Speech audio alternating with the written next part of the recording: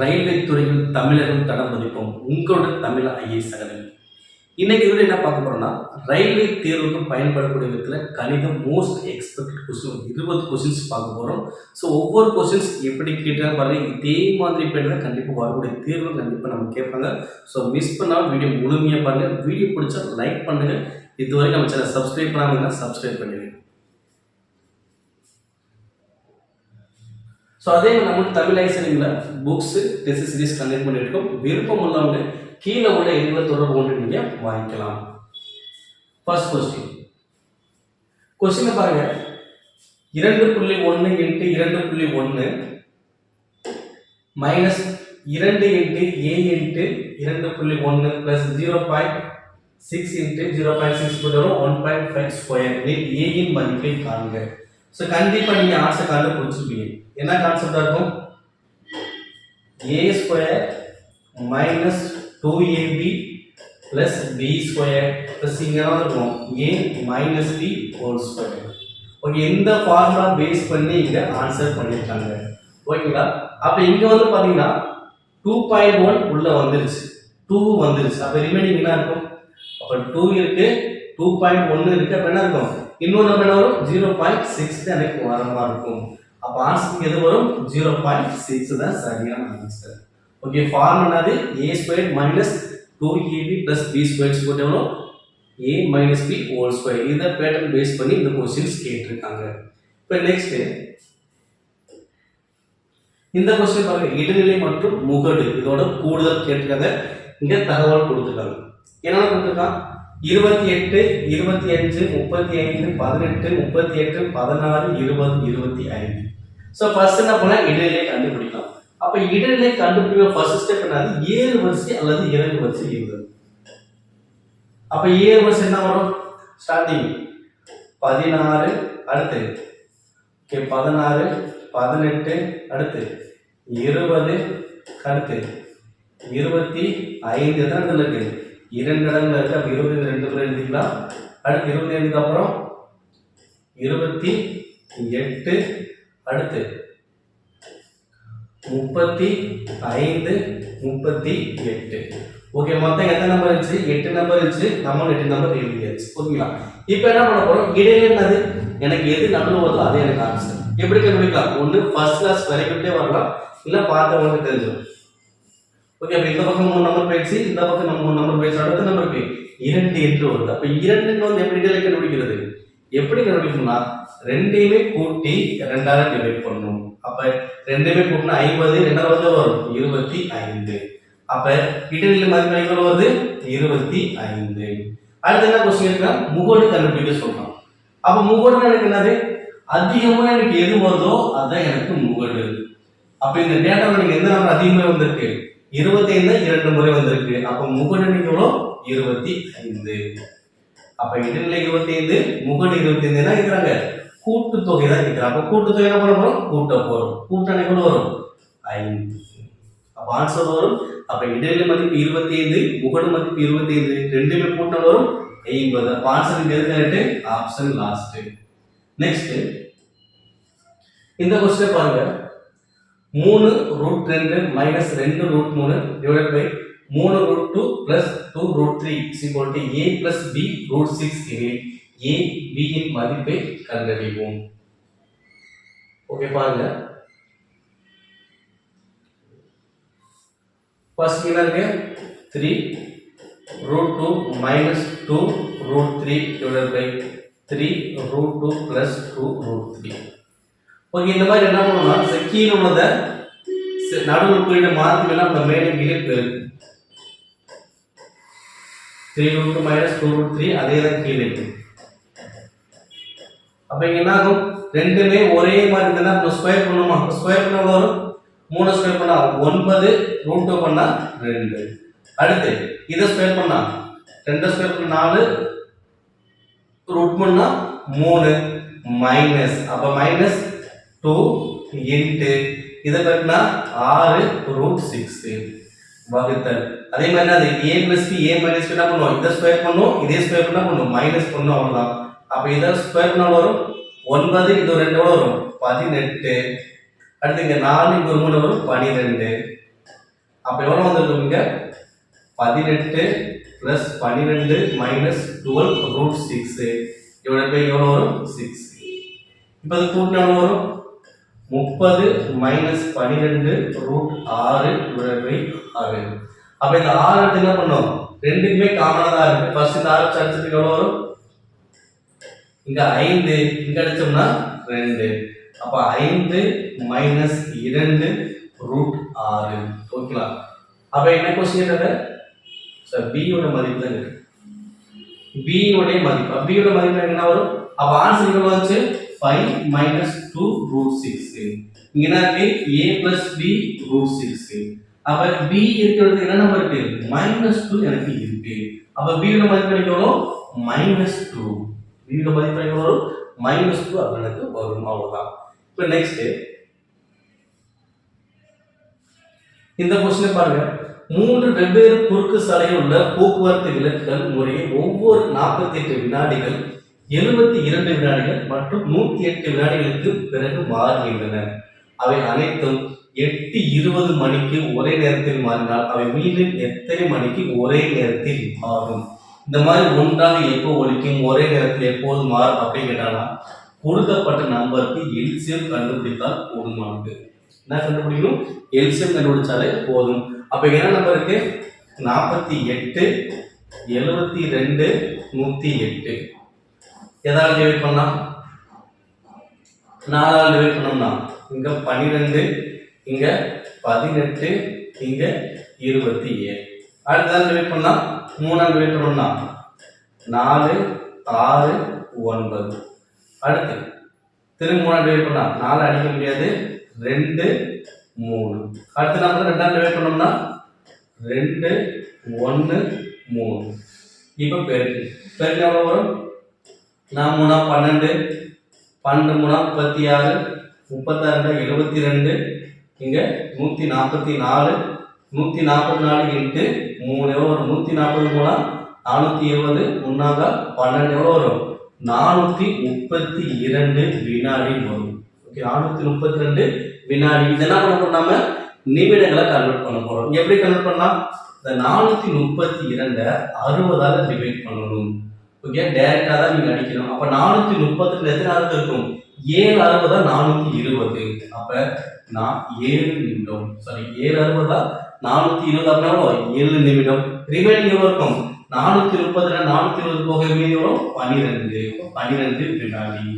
அப்ப எனக்கு கிடைக்கப்பட்ட ஆன்சர் 7 நிமிடம் 12 வினாடிக்கு அப்புறம் ஒரே நேரத்துல மாறும். அப்ப இந்த 8:20 இதுல கூட்ட போறேன். அப்ப கூட்ட வரும் 8:20 இது மணி இது வந்து நிமிடம். அப்ப 20 நேரம் கூட்டினா 27. அப்ப 8 மணி 27 நிமிடம் 12 வினாடி. அப்ப ஆன்சர் எங்க இருக்கு 8 27 12. Answer second. ஓகே இந்த மாதிரி क्वेश्चंस கேட்டா நீ ஃபர்ஸ்ட் என்ன பண்ணணும் எல்சிஎம் கண்டுபிடித்தாலே போதும் உங்களுக்கு ஆன்சர் வரும். நெக்ஸ்ட் இந்த क्वेश्चन பாருங்க. ஒரு கோபுரத்தின் அடிவாரத்திலிருந்து 120 மீட்டர் தொலைவில் உள்ள ஒரு புள்ளியிலிருந்து ஒரு பாகம் ஏற்ற கோணம் 60 டிகிரி ஆகும் கோபுரத்தின் உயரத்தை காண்க. ஓகேங்களா? இப்போ ஒரு கோபுரம் இருக்கு.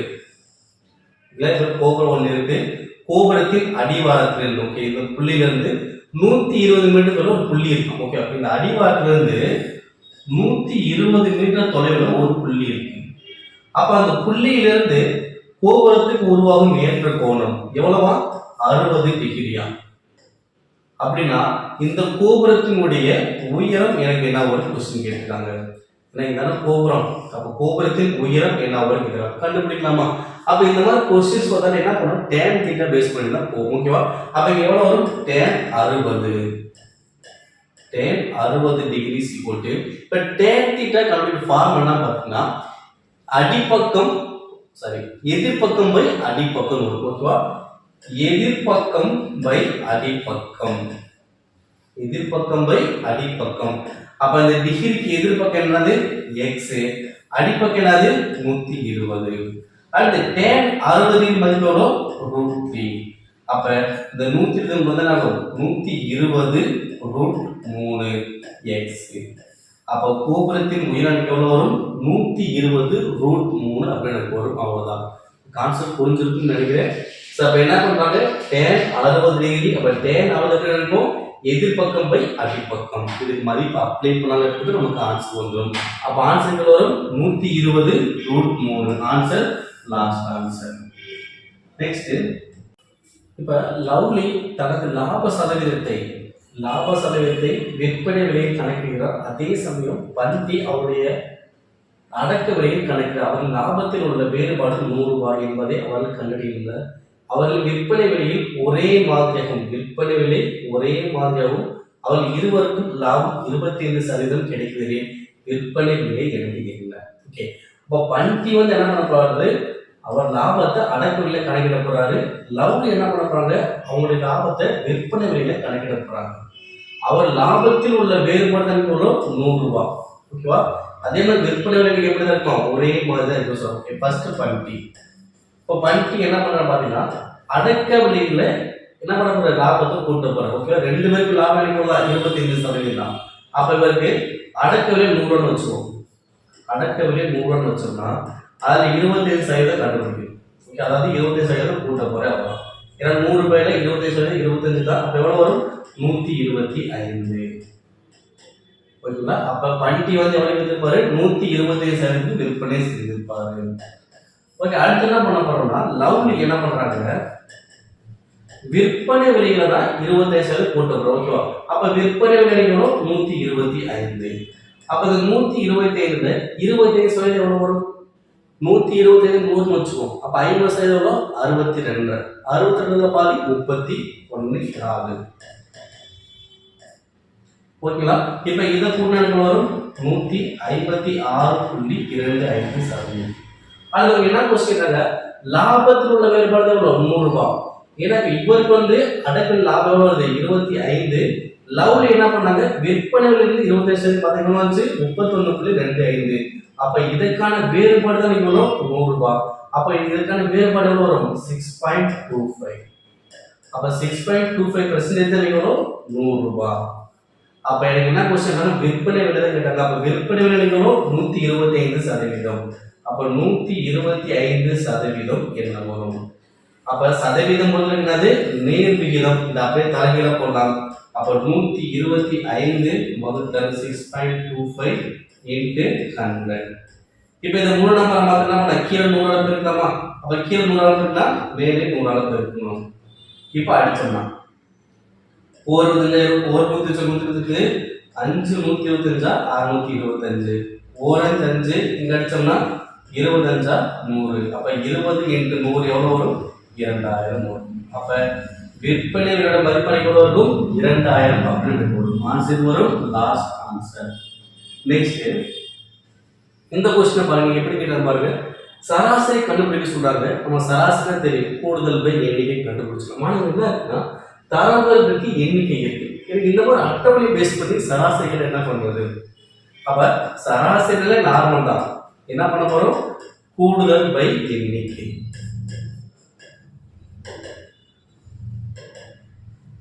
அப்ப கூட்டலாம். எப்படி கூட்டுறதுன்னா இது ரெண்டையும் ஃபர்ஸ்ட் பெருக்கு. ஒவ்வொன்றுமே பெருகிட்டே வரும். 10 12 20 plus 14 60 plus 23 60 plus 25 175 plus 30 180 plus இங்க 120 பிளஸ் இங்க 225. இப்ப எண்ணிக்கை எவ்வளவு இருக்கு, இதை மட்டும் கீழே உள்ளது எண்ணிக்கை கூட்டினா 6 9 16 22 25 30. இப்ப மேல உள்ள ஃபுல்லா கூட்டுங்க. மேல கூட்டினா வரும், இப்ப 175 இங்க 225 கூட்டினா வரும் 600. அடுத்து இது ரெண்டே கூட்டினா வரும் 300. அப்ப 700. அடுத்து இங்க 820 840. அப்ப 840 வகுத்தல் 30. அப்ப ஒரு ஜீரோக்கு ஒரு ஜீரோ, ஒரு 3 3 2 3 6 மீதி 2 24 8 3 24. அப்ப இதோட சராசரி மதிப்பு வரும் 28. அப்ப இந்த மாதிரி அட்டவணை பேஸ் பண்ணி கேட்டாங்கன்னா ஒவ்வொன்றையும் பெருக்கு பெருக்கு கூடுதல் கண்டுபிடிங்க. எண்ணெய் கீழே போடுங்க, ஆன்சர் பண்ணுங்க. ஓகேவா? நெக்ஸ்ட் இந்த क्वेश्चन பாருங்க.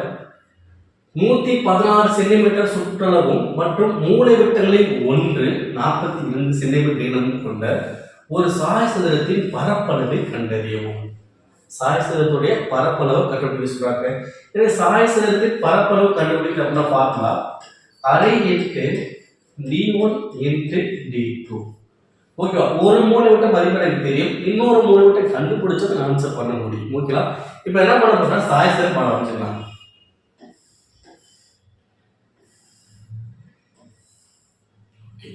இப்ப என்ன பண்ணாங்க, சாயசதுரத்தை சுற்றளவு கொடுக்குறா. எவ்வளவு கொடுக்குறா? 116. அப்ப சுற்றளவு சுற்றி உள்ள பக்கத்துக்கு போனாலும் சுற்றளவு. ஓகேவா? இங்க பக்கத்துல எப்படிதான் இருக்கும்? சமமா தான் இருக்கும். ஓகே, அப்ப என்னது? அப்போ 4a. இப்போ 4a னா எவ்வளவு வருது? 116. அப்ப a உடைய மதிப்பு எவ்வளவு வரும்? அப்படி ஒண்ணாங்க இரண்டாங்க 8 மீதி 3 36ல 9. அப்ப a உடைய மதிப்பு எவ்வளவு? 29. அப்ப இங்கே 29 அனைத்து சைடுல எவ்வளவு வந்துரும்? 29 ஆ மாறிடும். ஓகே, இப்போ இதோட மதிப்பு எவ்வளவு? 29. அடுத்து என்ன பண்றாங்கன்னா, ஒரு மூலையோட மதிப்பு எவ்வளவு? 42. அப்ப எனக்கு இதுல இருந்து இது வரைக்கும் 42. அப்ப இங்க எவ்வளவு இருக்கும்? இங்கிட்டு 21, இங்கிட்டு 21 வச்சுக்கலாமா? இப்போ இதை மட்டும் பாருங்க. இப்போ இதை மட்டும் பாருங்க. அப்ப இதோட மதிப்பு 29, இதோட மதிப்பு எவ்வளவு? 21. அப்ப இதோட கண்டுபிடிக்கலாம். ஓகேவா? அப்ப கிட்டத்தட்ட என்ன இருக்கு? ஒரு முக்கோணம் மாதிரி இருக்குதா? ஓகேவா? அப்ப முக்கோணத்துல இந்த சைடு எப்படி கண்டுபிடிக்கலாம்? இதை ஸ்கொயர் பண்ணுங்க. 29 ஸ்கொயர் பண்ணுங்க. அதே மாதிரி 21 ஸ்கொயர் பண்ணுங்க. இங்க வந்து என்ன பண்ணுங்க? கழிங்க. ஏன் கழிக்க சொல்றோம்னா, ஏன்னா 9 ஸ்கொயர் லாஸ்ட் 1 முடியும், 1 ஸ்கொயர் பண்ணா லாஸ்ட் 1 முடியும். ஓகேவா? 1 கூட்டினீங்க அப்படின்னா லாஸ்ட் 2 வரும். எந்த ஒரு வர்க்கையிலும் லாஸ்ட் 2 முடியாது. ஓகேவா? அதனால என்ன பண்றோம்? மைனஸ் பண்ணிட்டு இங்க ஸ்கொயர் ரூட் பண்ணுங்க. அப்ப 29 ஸ்கொயர் எவ்வளவு வரும்? எவ்வளவு வரும்? 841 மைனஸ் இங்க 21 ஸ்கொயர் எவ்வளவு? 441. ஓகேவா? இத ஸ்கொயர் பண்ணு. ஓகே, ரெண்டே கழிச்சல் வரும். 1 1 0, 4 4 0, 8 4 4. அப்ப 400. அப்ப 4 வெளியே வரும் 20. ஓகேவா? அப்ப எனக்கு இதோட மதிப்பு எவ்வளவு வரும்? 20. அப்ப இது 20 எவ்வளவு வரும்? 20. அப்ப மொத்தம் மூலை விட்ட கிடைக்கும் 40. ஓகேவா? அப்ப ஒரு மூலை விட்ட மதிப்பு 42, இன்னொரு மூலை விட்ட மதிப்பு எவ்வளவு? 40. அவ்வளவுதான். இப்ப மூலை விட்ட கண்டுபிடிச்சாச்சு. இப்போ மூலை விட்ட கண்டுபிடிச்சாச்சுன்னா என்ன பண்ணலாம்? ஃபார்முலா அப்ளை பண்ணிக்கலாம். அப்ப அரை இன்ட்டு d1 எவ்வளவு? 42, d2 எவ்வளவு? 40. இப்போ அடிச்சிடலாம். 1 2 இங்க எவ்வளவு வரும்? 21. அப்ப 40 இன்ட்டு 21 எவ்வளவு வரும்? 840. ஆன்சரோ 840 சென்டிமீட்டர் ஸ்கொயர். ஓகே, அப்ப இந்த மாதிரி சாயசதுரத்துல பேஸ் பண்ணி क्वेश्चंस கேட்டாங்கன்னா எப்படி ஆன்சர் கரெக்டா பார்த்து வச்சுக்கோங்க. நெக்ஸ்ட், ஒரு ஒப்பந்தக்காரர் என்ன பண்றாரு? 12 கிலோமீட்டர் நீளமுள்ள ஒரு கால்வாயை 350 நாட்களில் தோண்டுவதற்கு 45 ஆண்களை வேலைக்கு அமர்த்துகிறார். 200 நாட்களுக்கு பிறகு 4.5 கிலோமீட்டர் நீளமுள்ள கால்வாய் மட்டுமே முடிக்கப்பட்டுள்ளதை கண்டறிகிறார். குறிக்கப்பட்ட நேரத்தில் வேலையை முடிப்பதற்கு அவர் வேலைக்கு அமர்த்த வேண்டிய கூடுதல் ஆண்களின் எண்ணிக்கை இருக்கிறார். ஓகேவா? அப்ப என்ன பண்ணா, ஆக்சுவலா இதுதான் வேலை. ஓகேவா? 12 கிலோமீட்டர் ஒரு கால்வாய் அமைக்கணும். எத்தனை நாள்ல? 350 நாள் முடிக்கணும். இதுதான் கான்செப்ட். ஓகேங்களா? ஆனா என்ன பண்றாரு? அவர் 45 ஆட்களை வேலை வைக்கிறார் ஃபர்ஸ்ட். ஓகேவா? இப்ப இந்த கான்செப்ட் படி இந்த 200 நாட்கள் என்ன பண்ணிருப்பாங்க? அந்த 45 ஆட்கள் தான் வேலை பார்த்துருப்பாங்க. எவ்வளவு முடிச்சிட்டாங்க? 4.5 தான். ஓகேவா? அப்ப என்ன வந்திருக்கும்? அப்ப M1 D1 ஒர்க் 1, அதே மாதிரி M2 D2 ஒர்க் 2. ஓகே, இப்ப பாருங்க. இப்ப ஃபர்ஸ்ட் உள்ளதுல ஆண் எவ்வளவு இருப்பாங்க? 45 பேர் வேலை பார்ப்பாங்க. 45 பேர் வேலை பார்த்து எத்தனை வேலை பார்த்தாங்க? 200 நாள் வேலை பார்த்தாங்க. அப்ப 200 வேலை பார்த்து எவ்வளவு வேலை முடிச்சாங்க? 4.5 வேலை முடிச்சாங்க. ஓகேங்களா? அப்ப முழுமையான வேலை தான் 12 கிலோமீட்டர். ஆனா எவ்வளவு முடிச்சாங்க? 4.5 தான் முடிச்சாங்க. அப்ப ரிமைனிங் வேலை என்ன பண்ணணும்? இன்னும் குறிப்பிட்ட நாள் முடிக்கணும். இந்த குறிப்பிட்ட நாள் எவ்வளவு? மொத்தம் 350 நாள் தான். இந்த 200 யூஸ் பண்ணியாச்சு. அப்ப ரிமைனிங் எவ்வளவு நாள் இருக்கு? 150 நாள் இருக்கு. ஓகேவா? ரிமைனிங் எவ்வளவு நாள் இருக்கு? 150 நாள் இருக்கு. ரிமைனிங் வேலை எவ்வளவு இருக்கு? அப்ப 12 4.5% வரும் 7.5. இப்ப இந்த வேலையை முடிக்க எத்தனை ஆட்கள் மொத்தம் தேவைன்னு பாருங்க. இந்த வேலையை முடிக்க மொத்தம் எத்தனை ஆட்கள் தெரிஞ்சிச்சுன்னா இங்க எவ்வளவு வருதோ அதுல இருந்து 45 கழிச்சுன்னா கூடுதலாக தேவைப்பட ஆட்கள் கண்டுபிடிச்சிடலாம். ஓகேவா? அப்ப ஃபர்ஸ்ட் 45 பேர் வேலை பார்த்தாங்க, 200 வேலை பார்த்தாங்கன்னா 4 கிலோமீட்டர் தான் காலையில போடுவாங்க. அப்ப ரிமைனிங் எவ்வளவு இருக்கு? 7.5. அப்ப இந்த 4 ரிமைனிங் இருக்கு 150 இருக்கு. ஓகே, இப்போ அடிக்கலாம். இங்க 4.5 இங்க வரும் 10. அப்ப வரும் 2000. இங்க 1 இங்க வரும் 20. அப்ப 20x. இப்ப அடிச்சோம்னா ஒரு ஜீரோக்கு ஒரு ஜீரோ, ஒரு 2 கிடைச்சா 100. அப்ப எத்தனை மொத்த ஆட்கள் தேவைப்படும்? 200 ஆட்கள் தேவைப்படும். அவங்க எத்தனை பேர் இருக்காங்க? 45 பேர் தான் இருக்காங்க. அப்ப 100ல அந்த 45 பேர் போனா இந்த எக்ஸ்ட்ரா பேர் வரும் 55 பேர் கூடுதலா சேர்க்கும். ஓகேவா? அப்ப அவங்ககிட்ட இருக்க 45 பேரோட இன்னொரு 55 பேர் சேர்ந்தாதான் 150 நாட்கள், அதாவது மொத்தம் 350 நாள்ல 12 கிலோமீட்டர் கால்வாய் அமைக்க முடியும். அப்ப ஆன்சர் எவ்வளவு வரும்?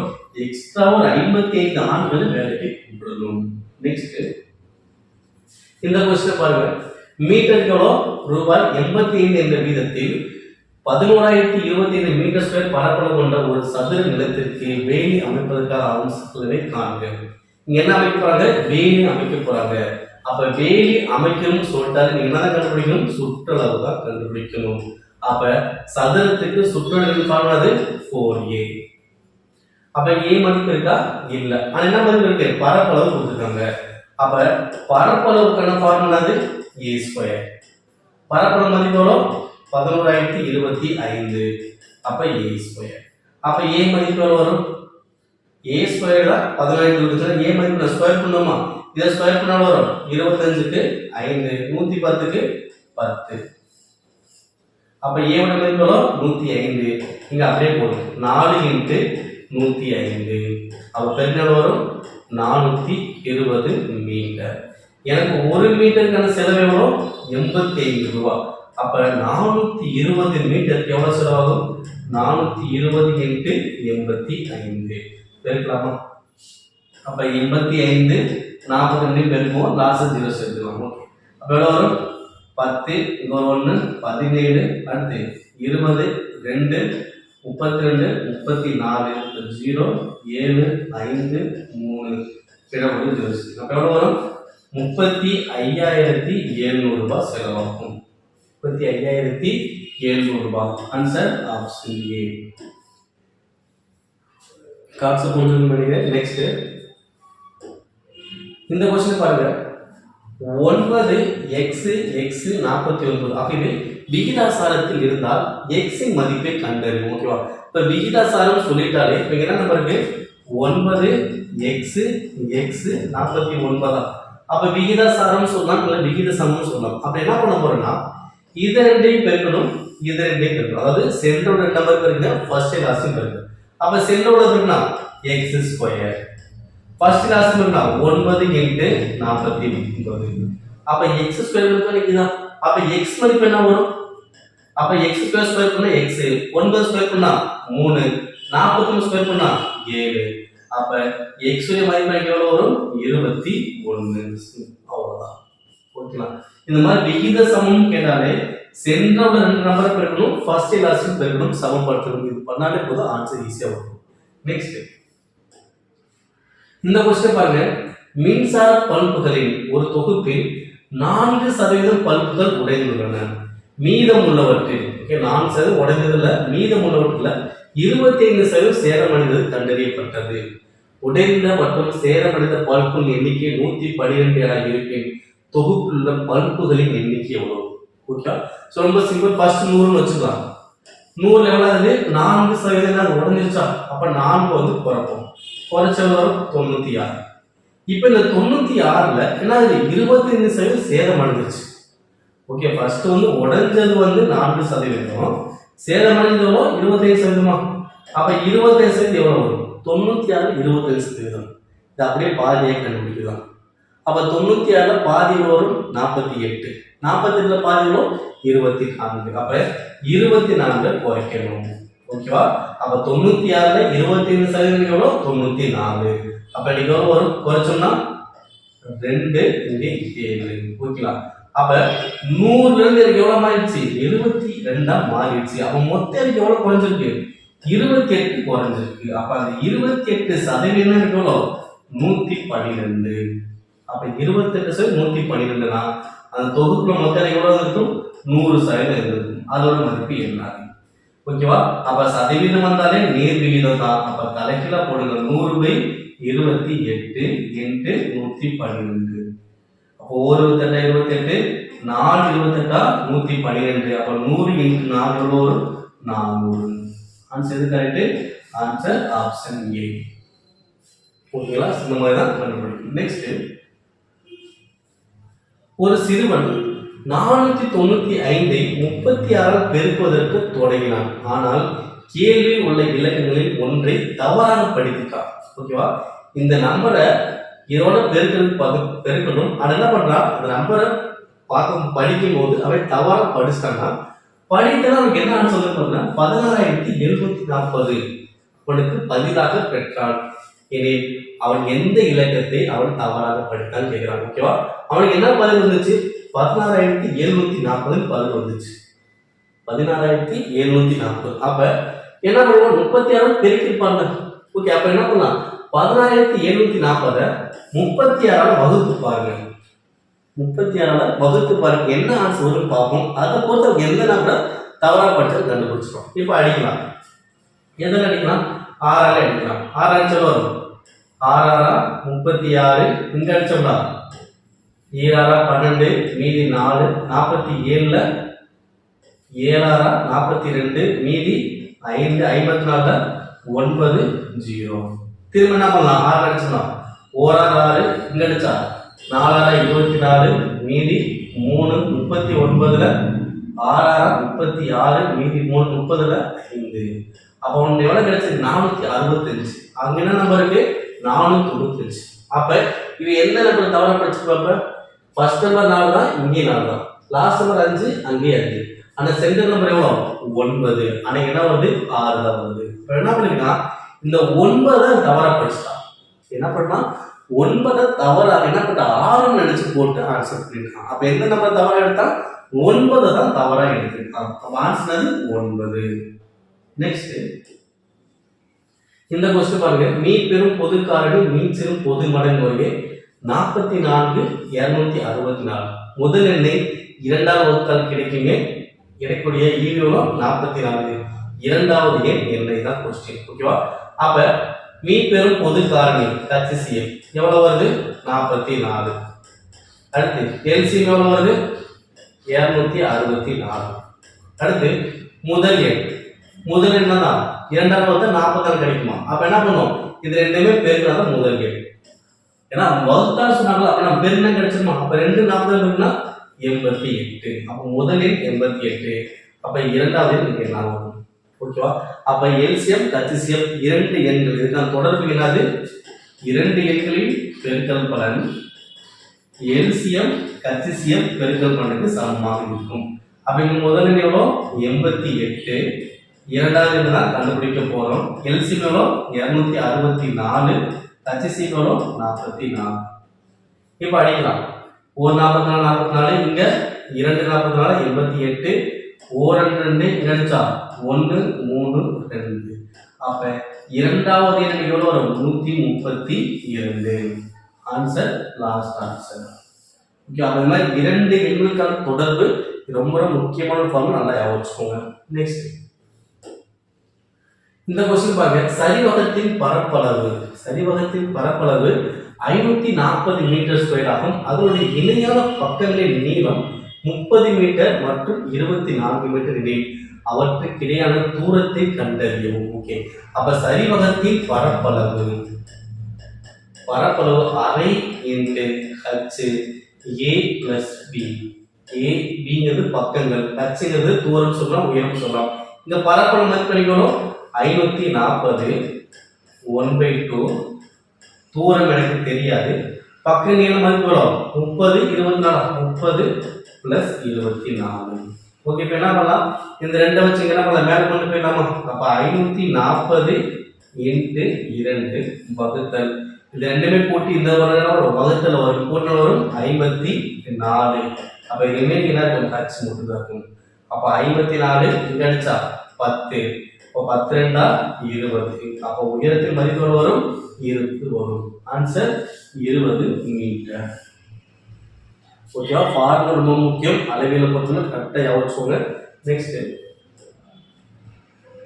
இந்த क्वेश्चन பாருங்க 54/9 3 9/17 மற்றும் 36/51 இன் நீ பெரும் பொது காரணி எனக்கான HCF கண்டுபிடிக்க சொல்றாங்க.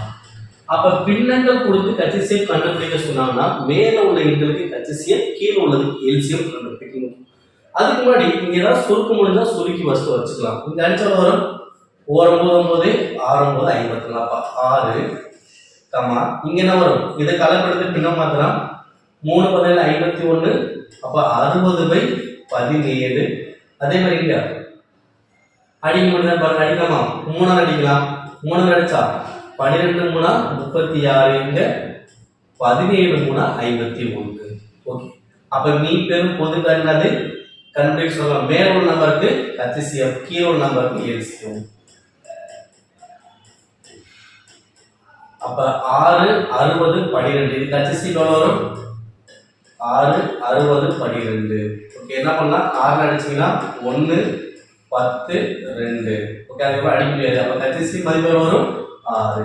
அப்ப மேல உள்ள HCF வரும் 6.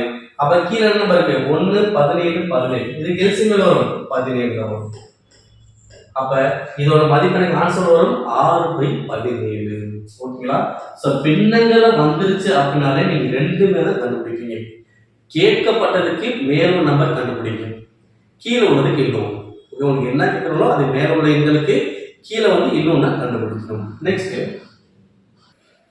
இந்த क्वेश्चन பாருங்க. px³ + x² - 2x - p ஆனது x - 1 மற்றும் x + 1 ஆல் மிக துல்லியமா வகுக்கப்படும் எனில் pq மதிப்புகளை கண்டறியும். ஓகே. அப்ப x - 1 அப்படினா x ஓட மதிப்பு வரும் 1. இங்க x + 1னா x ஓட மதிப்பு வரும் -1. இது ரெண்டையுமே எனக்கு அப்ளை பண்ணி பார்க்க போறேன். ஃபர்ஸ்ட் x க்கு 1 ன்னு போடுவோம். 1 ன்னு போட்டனாலும் அப்ப x க்குள்ள 1 தான் வரும். அப்ப இது மாற போறது இல்ல. அப்ப p இங்க 1 கியூப்னா 1 தான். இங்க 1 ஸ்கொயர்னா 1 மைனஸ் இங்க 1 தான. அப்ப -2 -2 0 வச்சுக்கலாம். இப்போ என்ன ஆகும் இதோட மதிப்பு வரும் -1 அங்க போனா +1. அப்ப p -q எவ்வளோ -1. சரி +1. எனக்கு இப்பதான் -1 அங்க போனா +1 ஆகும். ஓகே. இப்போ நெக்ஸ்ட் x க்கு மதிப்பு -1 நம்ம அப்ளை பண்ண போறோம். அப்ளை பண்ணா என்ன ஆகும் -1 கியூப் பண்ணோம்னா -1 தான் வரும். அப்ப -p அடுத்து இங்க -1 ஸ்கொயர் பண்ணா +1. இங்க -1 போட்டனாலும் -1 -2 -1 பண்ணா +2. இங்க -q 0. இப்போ என்ன பண்ண போறோம்னா இங்க 1 2 போட்டா 3 அங்க போனா -3. அப்ப இங்க -p -q. ஓகே. இப்போ ரெண்டு சமம் கிடைச்ச ரெண்டுமே என்ன பண்ணலாம் சமப்படுத்தலாம். அப்ப என்ன பண்ணலாம் இங்க pq -p என்ன ஆகும் கேன்சல். இது ரெண்டுமே கூட்டினேனா -2q. அடுத்து இங்க 1 மைனஸ் கூட வைக்கனாலும் -2. இப்போ மைனஸ் மைனஸ் பிளஸ். இப்போ 2q 2னா q ஓட மதிப்பு வரும் 1. அப்ப q ஓட மதிப்பு 1 அப்படினா இங்க அப்ளை பண்ணுங்க. அப்ப q ஓட மதிப்பு 1 அப்படினா p ஓட மதிப்பு என்ன வரும் -1 + 1 அப்ப 2. அப்ப b ஓட மதிப்பு 2, q ஓட மதிப்பு வரும் 1. அப்ப ஆன்சர் கரெக்ட். ஆப்ஷன் A தான் எனக்கு சரியானது. நெக்ஸ்ட் ரூபாய் 7000 குறிப்பிட்ட ஒரு தொகையானது ஒரு வருடத்துக்கு 6% என்ற வட்டி விகிதத்திலும் மீதம் உள்ள தொகை வருடத்திற்கு 4% என்ற வட்டி விகிதத்திலும் கடனாக கொடுக்கப்படுகிறது. ரூபாய் 7000 மேல் 5 வருடங்கள் பெறப்பட்ட தனி வட்டியின் மொத்த தொகை 1600 எனில் வருடத்திற்கு 6% வட்டி விகிதத்திற்கு கடனாக கொடுக்கப்பட்ட தொகை எனக்கு இதான் கொஸ்டின் கேட்டிருக்காங்க. இப்போ என்ன பண்ணலாம் மொத்த 7000 ரூபாய். ஆனால் ஃபர்ஸ்ட் எவ்வளவு அமௌண்ட் கொடுக்குறாங்கன்னு தெரியாது. அதுல மீதி தான் என்ன பண்றாங்க இந்த 4% கொடுக்குறாங்க. ஆனா ரெண்டுக்குமே உள்ள வட்டியோட மொத்த தொகை எவ்வளோ 1600 ரூபாய். அப்போ வருடத்திற்கு 6% வட்டி வித்து எந்த தொகை எடுத்திருக்காங்க. ஓகேவா? ஃபர்ஸ்ட் 7000 ரூபாயில எவ்வளவு அமௌண்ட் ஃபர்ஸ்ட் எடுக்கணும்னு தெரியாது. அப்ப என்ன வச்சுக்கலாம்? எக்ஸ்னு வச்சுக்கலாம். எக்ஸ் எத்தனை சதவீதம்? 6%. எத்தனை ஆண்டுகள்? 5 ஆண்டுகள் வகுத்தல் 100. ஓகே, அதாவது PNR/100. ஓகேவா? அடுத்து மொத்த தொகை என்ன சொன்னா? அப்ப கூட்டல். அப்ப ரிமைனிங். ஓகே, ஃபர்ஸ்ட் எவ்வளவு எடுக்குன்னு தெரியாது. அப்ப ரிமைனிங் தான் 100 வட்டி கொடுக்கும். அப்ப நான் ஃபர்ஸ்ட் எவ்வளவு எடுக்குன்னு தெரியாது. அப்ப 7000ல ரிமைனிங் எவ்வளவு இருக்கும்? 7000 மைனஸ் எக்ஸ். ஓகேவா? இப்ப இந்த 1000 ரூபாய் எடுத்தா ரிமைனிங் எவ்வளவு இருக்கும்? 7000 மைனஸ் 1000 6000 வரும். அவ்வளவுதான். இப்போ ஃபர்ஸ்ட் எக்ஸ் அடுத்து வரும் 7000 மைனஸ் எக்ஸ் இன்டு எத்தனை சதவீத வட்டி? 4% வட்டி. எத்தனை ஆண்டுகள்? 5 ஆண்டுகள் வகுத்தல் 100. இதோட கூடுதல் எவ்வளவு வருமா? 1600 இருக்குமா? இப்போ கூட்டலாம்.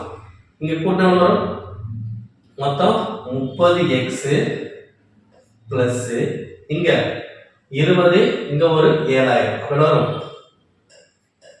14 மொத்தம் 40. ஓகேவா? அடுத்து மைனஸ் 20x. அப்ப கீழே 100 அங்க போச்சுன்னா மேல போயிடும். அப்ப எவ்வளவு வரும்? 1,60,000. ஓகே, இப்ப என்ன பண்ணலாம்? 30x இங்க மைனஸ் 20x எவ்வளவு வரும்? 10x. அப்ப இந்த 1,40,000 அங்க போச்சுனாலும் மைனஸ் 1,40,000. அப்ப எவ்வளவு வரும்? 20,000. அப்ப 10x 20,000னா 1x எவ்வளவு வரும்? 2,000. எனக்கு क्वेश्चन என்ன கேட்டாங்க? 6% வட்டிக்கு நான் எந்த தொகை எடுத்துட்டு கேட்டாங்க. இதான் 6%. இதெல்லாம் x தானே. அப்ப எவ்வளவு வரும்? 2000. அப்ப 6% வட்டி வீதத்தில் இந்த கடனாக எடுக்கப்பட்ட தொகை எவ்வளவு? 2000 ரூபாய். Answer option last. நெக்ஸ்ட் இந்த क्वेश्चन பாருங்க. 8 மீட்டர் உயரமுள்ள ஒரு மரம் 14 மீட்டர் நீளம் கொண்ட நிழலை காட்டும். அதே நேரத்தில் அருகில் உள்ள ஒரு மின் கம்பம் 28 மீட்டர் நீளம் கொண்ட நிழலை காட்டுகிறது. இதில் அக்கம்பத்தின் உயரத்தை காண்க. ஓகேவா? அப்ப இங்க என்ன இருக்கு? உயரம் இருக்கு, நிழலோட உயரம் இருக்கு. ஓகே, ஃபர்ஸ்ட் என்ன இருக்கு? ஒரு மரம் எவ்வளவு தான்? 8 மீட்டர் இருக்கு. அதோட நிழல் வந்து எவ்வளவு இருக்கு? 14 மீட்டர் நிழலை காட்டு. அடுத்து ஒரு மின் கம்பம் என்ன ஆகுது? 28 மீட்டர் கொண்ட நிழலை காட்டுதா? 28 மீட்டர் நீளம் கொண்ட ஒரு நிழலை காட்டுது. அப்ப அந்த மின் கம்பத்துடைய உயரம் என்ன? ஓகேவா? இதுனா இது மாதிரி வந்தாலே நேர் விகிதம் தான். அப்ப நேர் விகிதம் தலைகீழா போடணும். அப்ப 28 வகுத்தல் 14 இன்டு 8. இப்ப அடிச்சோம்னா ஒரு 14 14 இங்க 2. அப்ப 2 8 பெருக்குனா 16 metre. Answer option A. Next last question. 15 metre மற்றும் 30 மீட்டர் உயரமுள்ள 2 கம்பங்கள் ஒரு விளையாட்டு மைதானத்தில் நேராக நிற்கின்றன. அவையின் அடிப்பக்கங்கள் 36 மீட்டர் இடைவெளியில் இருந்தால் அவைகளின் உச்சிகளுக்கு இடையிலான தூரத்தை கண்டுபிடிக்க. ரொம்ப சிம்பிள். இங்க என்ன பண்ண சொன்னா 15 மீட்டர் 30 மீட்டர் 2 கம்பங்கள் இருக்கா? First 15 metre. இப்போ இங்க இருந்து இங்க வரைக்கும் 15. இன்னொன்னு எவ்வளவு? 30. அடுத்து என்ன சொல்றாங்க? இந்த 2 மைதானம் இருக்கின்ற இந்த அடிப்பாகங்கள் எவ்வளவு இடைவெளி இருக்கா? 36. அப்ப இதோட எவ்வளவு? 36. ஓகே, எனக்கு क्वेश्चन என்ன கேட்டாங்க? அவைகளின் உச்சிகளுக்கு இடையிலான தூரம். ஓகேவா? இதுதான் உச்சிகள். அப்ப இதோட டிஸ்டன்ஸ் எவ்வளவு கேட்டாங்க? கண்டுபிடிக்கலாமா? எப்படி கண்டுபிடிக்கணும்னா இந்த 36 அப்படியே போடுறது. அப்ப இதோட மதிப்பு 36. இங்க 36 இங்க எவ்வளவு இருக்கு? 36 தான். அடுத்து இதோட டிஸ்டன்ஸ் 15. இது மொத்த டிஸ்டன்ஸ் 30. அப்ப இந்த 15 போக ரிமைனிங் இருக்கும் 30 பாயிண்ட் போச்சுன்னா 15. அப்ப 36 இங்க 15 இங்க எக்ஸ்ட்ரா மதிப்பு எவ்வளவு வரும்? போய் கண்டுபிடிக்கலாம். எப்படி கண்டுபிடிக்கணும்னா இது காரணமான கண்டுபிடிக்கணும். காரணம் எப்படி இருக்கும்? இதே ஸ்கொயர் பண்ணும், இதே ஸ்கொயர் பண்ணும், கூட்டிட்டு ஸ்கொயர் பண்ணுவோம். அப்ப 36 square plus 15 square square root. அப்ப 36 ஸ்கொயர் வரும் 1296. 15 ஸ்கொயர் வரும் 225. இப்ப இதை கூட்டுங்க. கூட்டின வரும் 6 5 கூட்டினா 11. மீதி 1 10 12. மீதி 1 5 1 1521. அப்ப 1521 வெளியெடுத்த வரும் 39. அப்ப ஆன்சர் வரும் 39 மீட்டர். அப்ப உச்சிகளுக்கு இடையான தூரம் எவ்வளவு 39 மீட்டர். இந்த மாதிரி கண்டுபிடிக்கும். ஓகேவா? ஸோ கண்டிப்பா இந்த 20 கொஸ்டின் எப்படிலாம் கேட்டு நீங்க பார்த்துருப்பீங்க. இதே மாதிரி பேட்டர்ன் வரக்கூடிய தேர்வுல கேட்க வாய்ப்புகள் இருக்கு. வீடியோ முழுமையாக பார்த்துக்கு நன்றி. நம்ம சேனல் சப்ஸ்கிரைப் பண்ண பார்த்தீங்கன்னா சப்ஸ்கிரைப் பண்ணுங்க, கூட பெருசு கிளிக் பண்ணுங்க. நன்றி.